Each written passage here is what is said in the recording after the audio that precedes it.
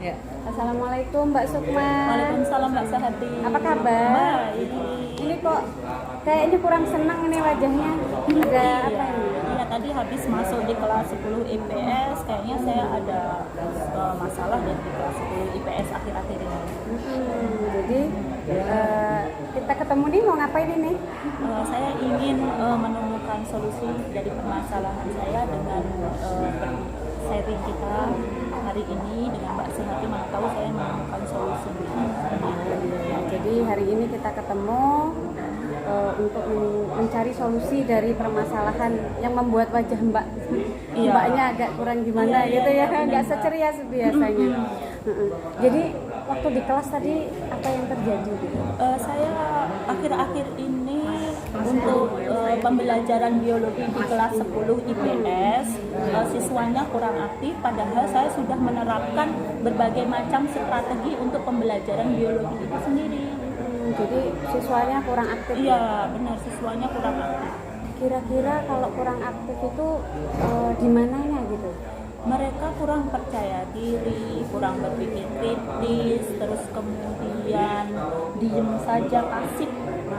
Padahal saya sudah di situ saya sudah memakai segala jenis strategi, misalnya kayak diskusi, terus kemudian saya pakai pembelajaran, saya pakai infokus, saya tampilkan video. Jadi ketika kita sudah pakai diferensiasinya sudah jalan ini ya. Jadi sudah pakai pembelajaran berdiferensiasi, ada yang udah pakai infokus, pakai video, tetapi tetap di anaknya ya gitu ya. Iya, muridnya itu kurang aktif gitu. Berarti ketika disajikan masalah gimana muridnya ini? Saya pernah waktu belajar itu seringkali menggunakan pertanyaan pematik. Sudah ada ya? Sudah ada. Saya sudah sering menggunakan pertanyaan pematik pada saat kegiatan belajar, dan itu di awal biasanya. Oh, sudah di awal sudah dikasih pemantik, sudah diberikan lagi diferensiasi proses, boleh lihat video, boleh apa gitu ya. Boleh, iya. Tapi ketika diskusi lagi, masuk lagi, mereka nggak aktif. Iya, masih juga pasif. Masih juga pasif gitu ya. Kemudian ini Bu, atau gimana dengan pembagian kelompoknya? Apakah terlalu banyak? Biasanya kalau saya di kegiatan pembelajaran, saya bagi kelompok itu menjadi 5 kelompok dari 25 siswa. Berarti 5 orang ya? Ya. 5 orang per kelompok. Kalau 5 orang per kelompok ya cukup ya, sebenarnya sudah cukup gitu. Kemudian ini kan sudah tahu ini Mbak Sukma, siswanya kurang aktif, dikasih konten sudah, diferensiasi konten, prosesnya sudah dengan membagi kelompok tadi. Iya. Kira-kira apalagi yang bisa Mbak Sukma lakukan gitu supaya anak ini jadi aktif gitu? Kan bagi kelompok sudah, semuanya sudah lah. Oh iya. Apa kira-kira? Kira-kira untuk pembelajaran biologi itu kan banyak prakteknya ya Bu Sehati. Terus kemudian seharusnya saya juga mengenalkan mereka ke lingkungan sekitar agar mereka itu lebih melihat komponen biotik dan abiotik secara nyata di lingkungan sekitar yang ada di sekolah, mungkin yang terdekatnya. Jadi ya bisa dengan di luar kelas ya, belajar di luar kelas gitu ya, yang menurut ini perlu dicoba gitu ya. Kemudian sesudah di luar kelas itu nanti mereka akan terbiasa dengan lingkungan, seperti itu ya Mbak ya? Saya rasa seperti itu ya Bu Sehati, karena kan kita anak-anak itu kan kalau untuk belajar di dalam kelas terus, apalagi anak kelas 10 IPS yang notabene biologi itu lintas minat ya, itu ada salah satu solusi saya rasa biar mereka itu lebih aktif dan mereka lebih tahu, oh ini loh yang komponen biotik, oh ini loh yang komponen abiotik, seperti itu. Ya baik ya Mbak Sukma ya, jadi siswa kurang aktif, kita cobakan lagi untuk belajar di luar. Nah sekarang gini Mbak Sukma, kita mau belajar di luar nih, kira-kira siapa yang Mbak Sukma pengen ajak gitu? Yang saya pengen ajak, atau siapa yang kira-kira bisa mendukung langkah Mbak Sukma gitu? yang yang pengen saya ajak pasti rekan sesama mapel. Oh, guru serumpun ya? Ya, guru serumpun biologi agar bisa saya tularkan juga nanti beliau ngajar di kelas 11 dan di kelas 12. Oh ya, kemudian jadi akan berkolaborasi gitu ya dengan rekan yang sesama mengajar biologi. Kemudian, nah ini kan sudah ada nih rencana ke depan. Ya. Kira-kira kapan waktunya? Untuk waktunya saya akan terapkan secepatnya sesuai dengan materi pembelajarannya, tentunya yang bersehati karena tidak semua materi saya ajak anak tuh untuk langsung ke lingkungan di sekitar ataupun diajak praktek. Jadi untuk langkah selanjutnya dan kapan waktunya itu minggu depan Bu Sehati, pas sekali waktunya itu ada pembelajaran di perubahan lingkungan. Oh, pas sesuai ya materinya. Sesuai, gitu. ya. Iya, baik Mbak Sukma, dari percakapan kita tadi saya berharap siswa yang kurang aktif tadi ketika diajak keluar bisa menjadi aktif ya. Jadi pembicaraan kita ini apakah bisa membuka membuat perasaan Mbak Sukma lebih lega gitu? Ya, lega sekali Mbak Sehati, ternyata saya bisa menemukan solusi yang lain dari strategi yang sudah saya terapkan selama ini dari percakapan kita tadi Mbak Sehati. Alhamdulillah ya, bermanfaat sekali. Ya, bermanfaat sekali. Ya, terima kasih ya Mbak Sukma ya. Mbak Sehati.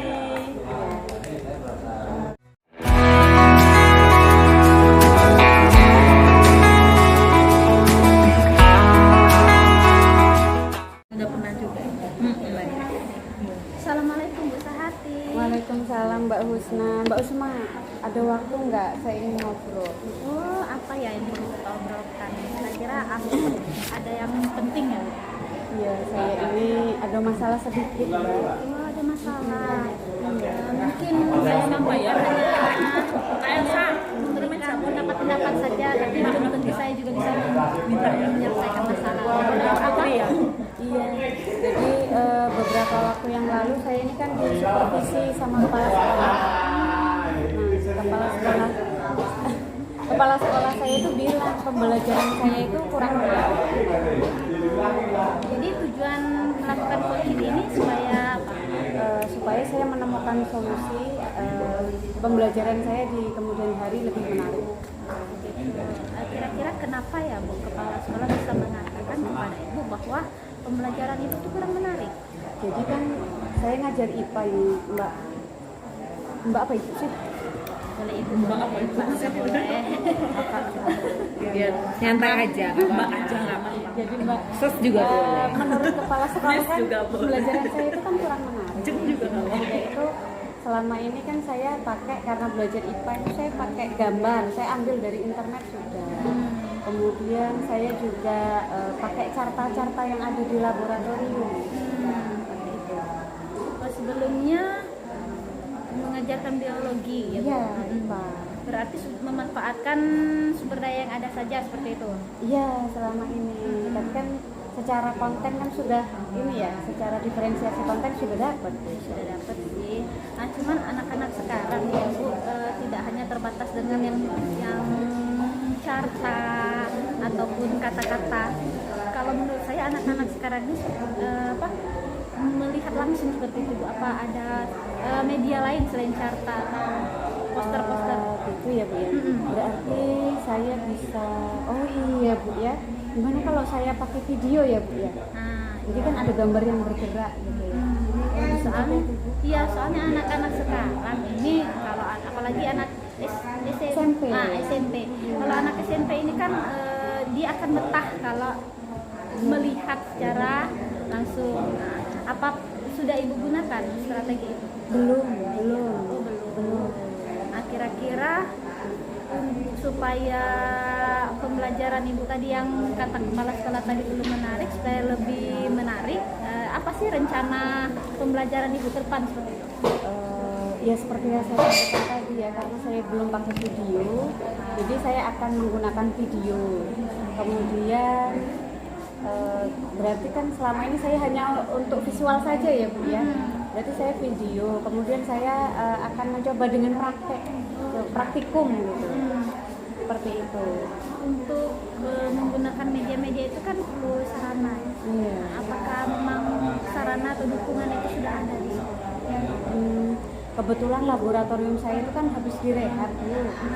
Nah itu listrik belum masuk seperti itu. Jadi, tapi ya bisa sih Bu diusahakan ya Bu ya. Nanti saya akan coba ngomong ke kepala sekolah Bu untuk melengkapi sarana. Atau bisa di tempat lain ruang apa kan prakteknya apa harus memang di lab untuk praktek itu? Kalau di kelas saya pikir ini Bu terbatas. Jadi Kelas lebih kecil ya. iya, kalau laboratorium kan lebih luas gitu. Jumlah peserta juga. 25. Nah, untuk tadi sudah saya tanyakan rencana aksi Ibu kan membuat video. Kira-kira Bu, setelah Ibu membuat rencana aksi ini apa sih tanggung jawab atau komitmen Ibu di kemudian hari? Tanggung jawab saya akan menghadap kepala sekolah yang pertama. Saya akan membicarakan bahwa ketika saya menggunakan video itu ada hal yang harus saya dilengkapi oleh sarana oleh sekolah, itu yang pertama. Kemudian yang kedua, dalam pertemuan dengan kepala sekolah tersebut saya juga akan meminta maaf gitu, karena bagaimanapun apa yang sudah saya lakukan itu kan memang kurang maksimal jadinya seperti itu. Kemudian yang ketiga, mungkin ini Bu, saya akan mulai menggunakan video itu minggu depan Bu. Dengan siswa yang sama. Dengan siswa yang sama, materi berbeda, pastinya gitu. Nah, setelah Ibu buat komitmen ini, saya harap nanti kita ada pertemuan selanjutnya untuk iya. membicarakan apakah memang ada perubahan dari pembelajaran yang kata tadi kurang menarik. Apakah dengan strategi yang kita bicarakan ini bisa untuk pembelajaran itu menjadi lebih menarik? Iya Bu, terima kasih hari ini. Nanti ketika ada mata pelajaran berikutnya dan saya sudah menggunakan video, saya akan menghubungi Ibu untuk sharing lebih dalam lagi. Iya, kita apakah strategi bisa cocok? Iya. Terima kasih. Iya, Bu, sama-sama ya. Bu.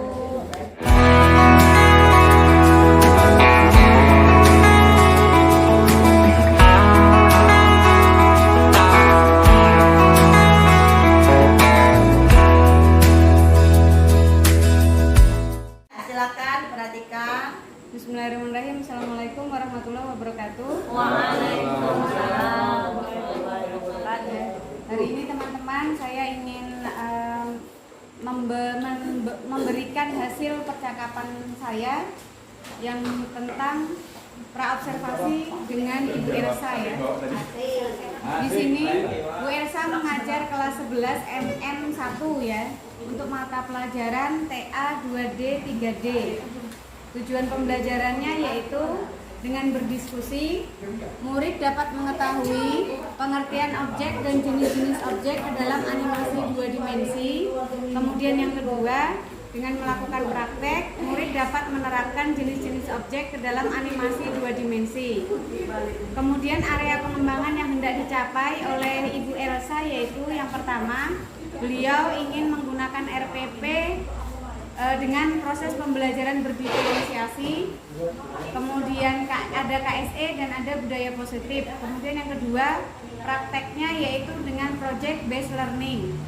Kemudian strategi yang dipersiapkan oleh Ibu Elsa ini yaitu diskusi singkat tentang jenis objek animasi 2 dimensi, kemudian membagi murid sesuai dengan kelompoknya dan hobinya, seperti itu. Kemudian pada waktu lembar observasi yang saya amati berdasarkan video yang sudah ditampilkan, yaitu yang pertama, pembelajaran berdiferensiasinya sudah nampak, ada konten di situ, ada proses di situ. Kemudian yang kedua, untuk diskusi sesuai dengan hobinya sudah ada dan sudah nampak.